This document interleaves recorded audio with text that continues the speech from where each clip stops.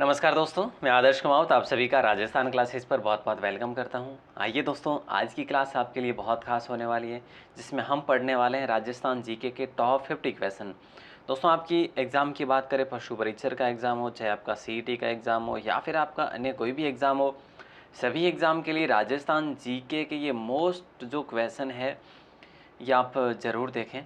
और 50 क्वेश्चन में से आप कितने प्रश्न सही करते हैं वो भी आपको बताना बहुत आवश्यक बन जाएगा, क्योंकि आप क्लास को पूरा देखेंगे। और दोस्तों देखो, ये जो प्रश्न है ना, ये अभी 50 जिलों पर आधारित भी है और पुरानी भर्ती परीक्षाओं के प्रश्न भी ऐड है। तो मतलब अपडेटेड जीके हम पढ़ने वाले हैं, तो क्यों ना आप इस पूरी क्लास को देखेंगे। और इसकी पीडीएफ के लिए आपको अलग से लिंक दिया गया है, लिंक डिस्क्रिप्शन में दिया गया है, वहाँ से उसको ज़रूर देखें, है ना। चलिए दोस्तों, शुरू करते हैं। आज का पहला सवाल आपकी स्क्रीन पर है। सुमेलित करके नीचे दिए कूट का सही उत्तर आपको करना है कि भाई कौन सी नदी का उद्गम स्थल कौन सा है। अगर देखें अपन तो सेवर की पहाड़ियाँ, खंडेला की पहाड़ियाँ, बैराट की पहाड़ियाँ, खमनोर की पहाड़ियाँ। आपको पता है कि बैराट की पहाड़ियों से बाणगंगा निकलती है। तो बी में 4 कहीं आ रहा है, बी में 4 यहाँ आ रहा है, ऑप्शन बी में। ऑप्शन बी को लॉक कर दो और चलती है अपन। अगर ये भी पता नहीं है तो फिर आप देखो कि खमनोर की पहाड़ी जो है कि पहाड़ियों से कांतली नदी निकलती है क्या? जी हाँ, निकलती है। सॉरी, खमनोर की पहाड़ी से कांतली नहीं, खमनोर की पहाड़ियों से बनास नदी निकलती है क्या? हाँ जी, निकलती है। तो आपने अगर ये भी किया है ना, इससे भी हो जाएगा, इससे भी हो जाएगा।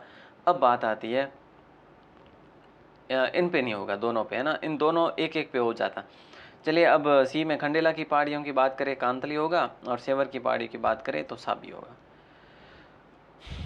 कितने राज्यों की सीमाएं राजस्थान से लगती है? कितने राज्यों की सीमाएं राजस्थान से लगती है? तो 5 की लगती है। ऊपर से पंजाब, फिर हरियाणा, फिर उत्तर प्रदेश, फिर मध्य प्रदेश, फिर गुजरात। दोस्तों, अब सभी को विदित है, सबसे कम 81 पंजाब की लगती है, सबसे ज़्यादा मध्य प्रदेश 1600 किलोमीटर लगती है। ये बातें भी आपको पता होनी चाहिए। राजस्थान के लिए राजपूताना शब्द का सबसे पहले प्रयोग जो है वो किसने करा था? कर्नल जेम्स टॉड ने या थॉमस ने करा? दोस्तों, आप कहेंगे सर ऑप्शन डी को हम लॉक कर देंगे। बहुत बढ़िया। निम्न कथनों पर आप विचार करेंगे। लूनी नदी राजस्थान के मध्यवर्ती पहाड़ क्षेत्र में प्रवाहित होती है, ठीक बात है। बेड़च नदी राजस्थान के पूर्वी मैदान में प्रवाहित होती है, क्या ये भी ठीक बात है दोस्तों? हैं, देखो, ये ठीक बात क्या पूछा है? निम्न कथनों पर विचार करना है, फिर आपको क्या करना है? सही करना है। अच्छा, सही करना है। देखो, लूनी नदी राजस्थान के मध्यवर्ती पहाड़ क्षेत्र में प्रवाहित होती है। पहाड़ क्षेत्र में प्रवाहित होती है नहीं, ये पश्चिमी राजस्थान की ओर आ जाती है, ठीक है। तो ये गलत है। बेड़च नदी राजस्थान के पूर्वी मैदान में प्रवाहित होती है, ठीक है। चंबल नदी राजस्थान दक्षिण पूर्वी पठार क्षेत्र में प्रवाहित हो। तो ये ख और ग सही है भैया, ख और ग सही है। बिल्कुल ऑप्शन सी को लॉक कर देंगे। ऑप्शन बी होगा ना, ऑप्शन बी को लॉक कर देंगे। अगला सवाल है कि राजस्थान की मुख्यमंत्री बाल गोपाल योजना का उद्देश्य क्या है? तो स्कूल में बच्चों को दूध पिलाना, यही है क्या? हाँ जी सर। तालछापर अभ्यारण्य किसके लिए प्रसिद्ध है दोस्तों? है कहाँ पे ये तालछापर अभ्यारण्य? ये मगरमच्छ के लिए तो नहीं है सर, काला हिरणों के लिए है ना, और कुर्जों के लिए भी वैसे है ये चूरू में दोस्तों। चूरू के कहाँ पे है? सुजानगढ़ में। ये बात आप याद रखेंगे। अच्छा सवाल है। अगला सवाल है कि फर्स्ट को सेकंड के साथ में मिलान आपको करना है। बड़ा अच्छा सवाल भी है। पहली प्याज मंडी केंद्रीय सरसों अनुसंधान केंद्र का तो आपको पता है सेवर में। तो बी में एक कहीं आ रहा है, बी में एक यहाँ पे आ रहा है। ऑप्शन ए को लॉक कर दो, आगे बढ़ जाओ बस। अच्छा सवाल था ये।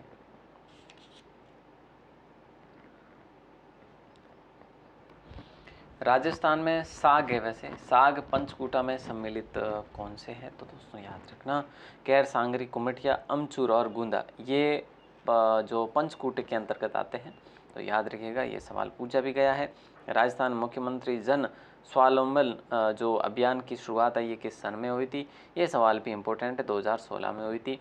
अब ये राजस्थान जीके का स्टैटिक जीके आप कह सकते हैं। गाय के दूध के पीला होने का कारण दोस्तों क्या है? तो कैरोटीन है। वैसे आपके लिए इम्पोर्टेंट सवाल भी था। राजस्थान अक्षय ऊर्जा निगम लिमिटेड जो RECL का गठन किन दो संस्थाओं का विलय करके किया गया?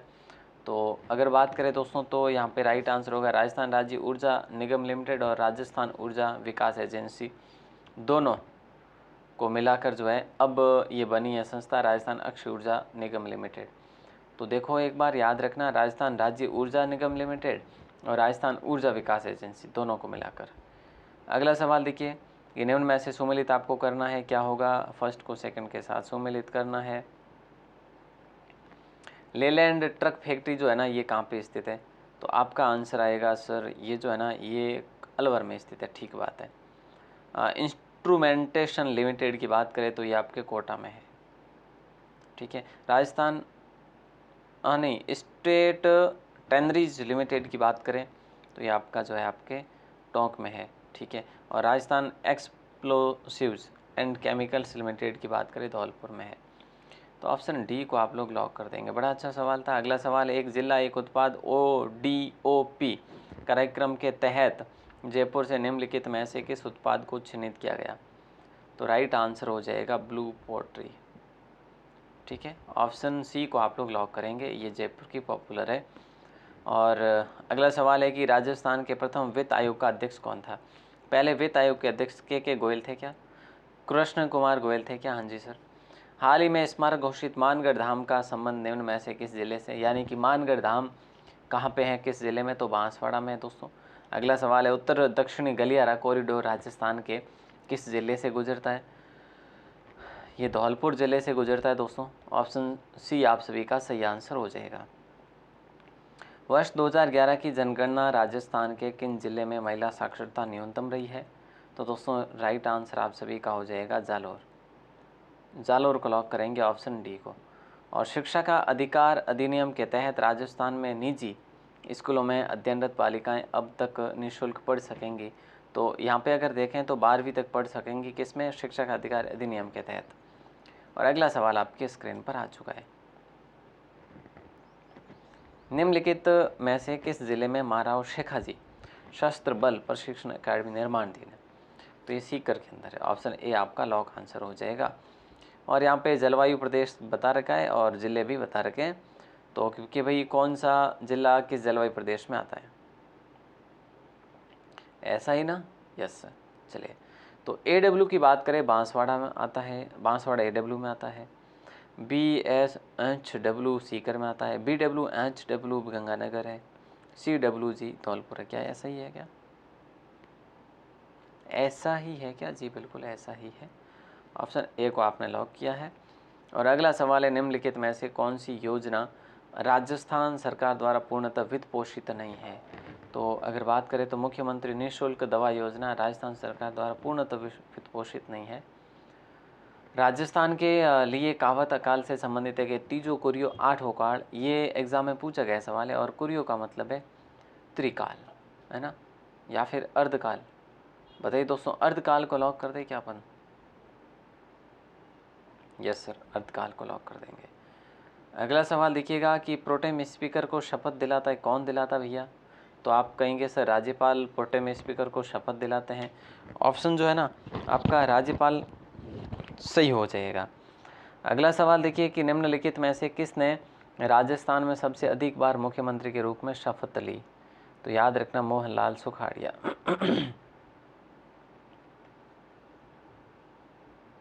ठीक है, ओके, क्लियर है।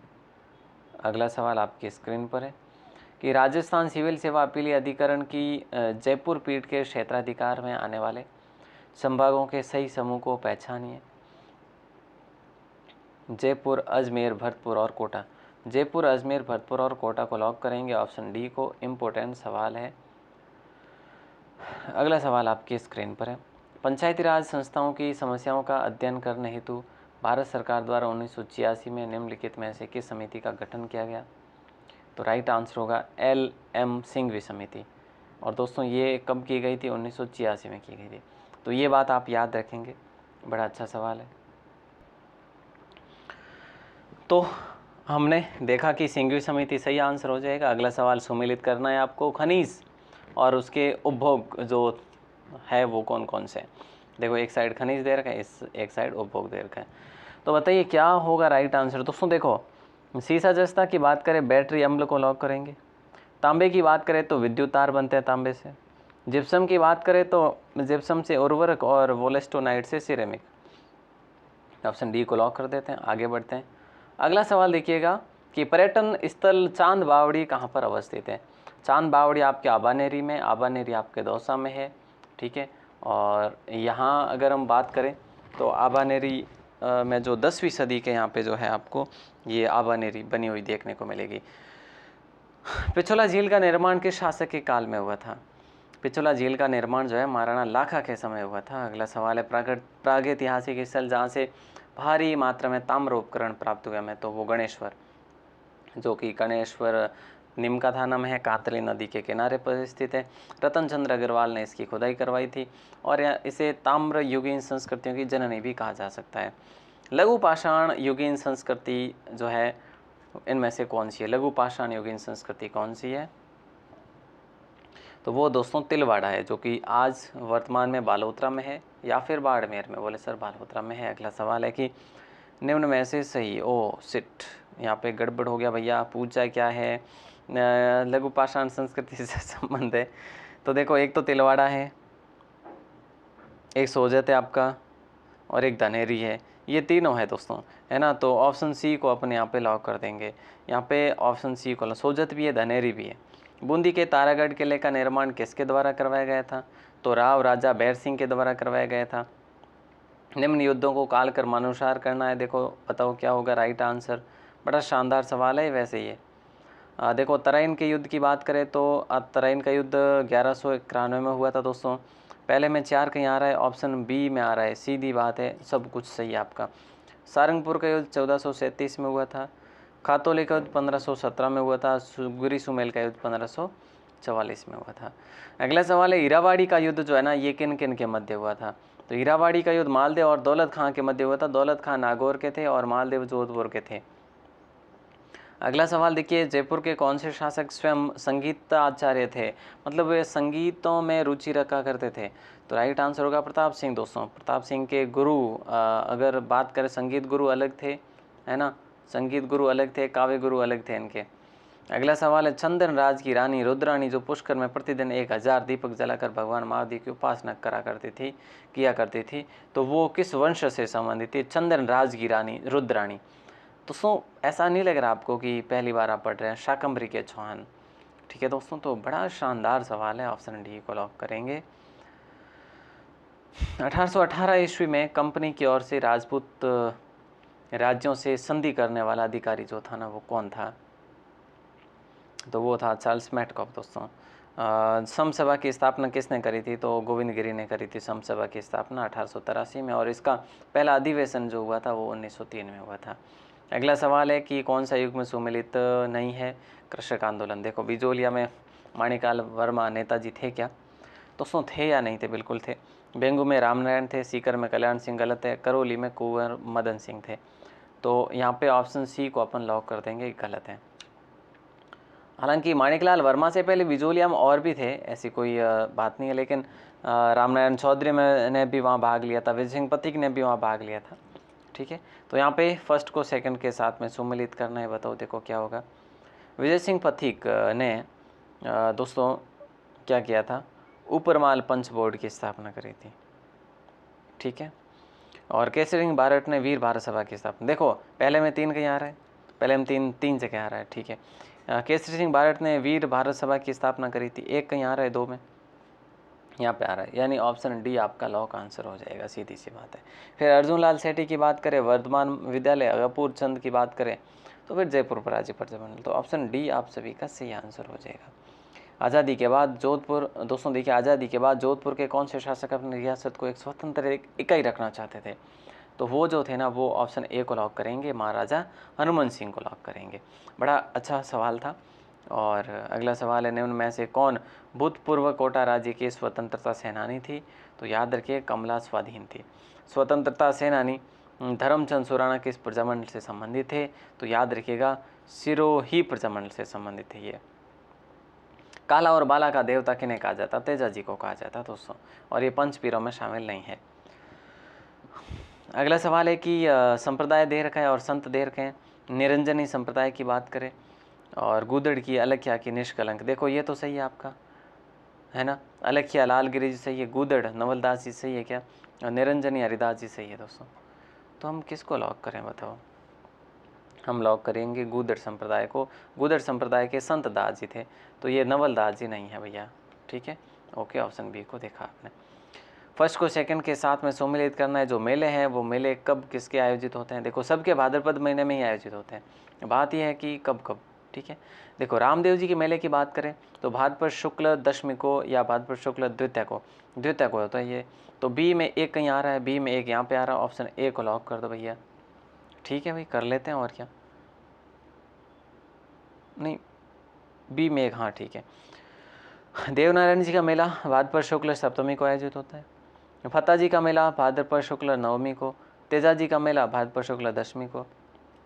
बड़ा आसान सा सवाल था ये भी। ओलियों राजस्थानी लोक जीवन के किस अवसर से संबंधित है? तो बताइए दोस्तों क्या होगा राइट आंसर, और ऑप्शन बी को लॉक करेंगे। पुत्री विवाह का विदाई गीत ओलियो कहलाता है। तुलसी, हालरों और तिमणियाँ तथा पोत नामक आभूषण महिलाओं के गले में पहने जाने वाले आभूषण है। तुलसी है, हालरों है, तिमणियाँ है और पोत है, ठीक है। मेवाड़ महाराणा के पगड़ी बांधने वाला व्यक्ति जो था ना, उसे चाबदार के नाम से जाना जाता था। ऑप्शन सी को अपन लॉक कर देंगे। अब एक सवाल जिसका आंसर आप देंगे क्या लास्ट में, लास्ट का सवाल आपको अलग से पूछ लेंगे, इसका मैं बता देता हूँ 50 का। सही कोड का चयन करना, त्रिवेणी संगम है। बीगोद की बात करें, बीगोद जो कि आपके कहाँ पे पड़ता है? भीलवाड़ा में। राजमहल रामेश्वर घाट सवाई माधोपुर में। राजमहल टोंक में। बेणेश्वर आपको पता है डूंगरपुर में, ठीक है। तो बेणेश्वर सोम माही जाखम, सही बात है, ठीक है। तो डी में 4 कहीं आ रहा है, यहाँ पे भी है। अब देखो बीगोद में क्या है? बनास, बेड़च और मैनाल, यहाँ पे भी आ रहा है, यहाँ पे भी आ रहा है, चलो ये भी है। तो राजमहल की बात करें दोस्तों तो, और रामेश्वर घाट की बात करें, मैं तो ये कहूँगा भैया कि 3 को लॉक करेंगे अपन, क्योंकि ये राजमहल सही है और रामेश्वर घाट भी सही है, ऐसे ही, ठीक है सीधा। तो ऑप्शन सी को अपन लॉक कर देंगे। आगे बढ़ने की बात करें तो कन्हैयालाल सेठिया की काव्य कृति कौन सी नहीं है? इनमें से सोन मृगला नहीं है, या फिर माइड्रो हेलो या मिंजर या लिल डांस, इनमें से कौन सी जो इनकी नहीं है? तो आप दोस्तों पहली बार हैं चैनल पर तो सब्सक्राइब ज़रूर करें। आप हमारे ग्रुप में ज्वाइन हो सकते हैं। अपना नाम और ज़िला लिखकर इस नंबर पर अगर आप मैसेज करते हैं तो आपको ग्रुप में ऐड कर लेंगे। नाम और ज़िला लिखकर ही मैसेज करें प्लीज़, ठीक है। बाकी आप ग्रुप में ऐड हो सकते हैं, टेलीग्राम में ऐड हो सकते हैं फॉर पीडीएफ नोट्स के लिए। कंप्लीट पीडीएफ आपको दे रखी है, फ्री ऑफ कॉस्ट भी है और पेड भी है। तो पेड का लिंक डिस्क्रिप्शन में दे रखा है वैसे, ठीक है। ऑल द बेस्ट दोस्तों, मिलते हैं अपन अगली क्लास में। तब तक के लिए शुक्रिया। जय हिंद, तो वंदे मातरम। इसका आंसर ज़रूर बताइए ना।